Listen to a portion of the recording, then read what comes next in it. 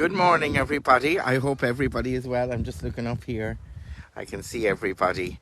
It's a beautiful morning. It is very chilly, but that's great. That is fantastic because that kills a lot of Azzy and Maggie there as well. How are you?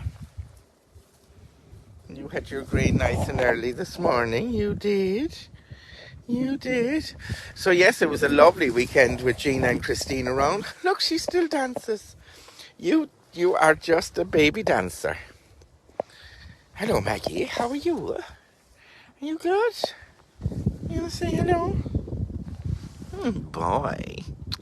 Oh, yes. Harold's such a good boy. Coco's underneath. Tablets is underneath. They're all eating away. Yeah. You're going to eat the camera? Are you going to eat the camera? So the story this morning is all about this old monk who lived in a cave. And he lived there and he didn't really need much else. He lived in the cave, he had a few goats, he had a dog with him, and all the people in the village would call to him and they would say, you should live in a house, you should have windows, you should have good clothes, you should have a car, you should have this, and you should have that. And a lot of them went up one day and they were telling him this, and he said, look, bring everybody together from the village. I need to tell them something. So they all came together and the old man was there and he said, look, many years ago I lived life as a prince. I had plenty of money, I had plenty of work, I had plenty of everything, whatever I needed. I had cars, I had clothes, but I wasn't happy.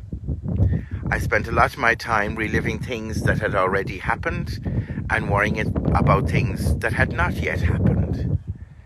And I got more and more into depression. I fell more into depression until one day life was just too untenable and I tried to kill myself. And after that, I decided there was only one thing I really needed in life, and that was to be content. There is nothing in life like going to sleep and sleeping well, and the minute you wake up loving your life, every minute of that day, every hour of that day, every day of that month, every month of that year, until you go to sleep again. And I now have that contentment. And I really don't want to change it for anything. And he said, and one more thing you need to know. And they said, what? And he said, it's very important to follow your own path to contentment. But you must understand that other people have different paths to get to their contentment. And what they're doing is probably not the same as you. And you leave them at it. Once everybody is content and not hurting anyone, that's when the world is at peace. I wish you all contentment forevermore.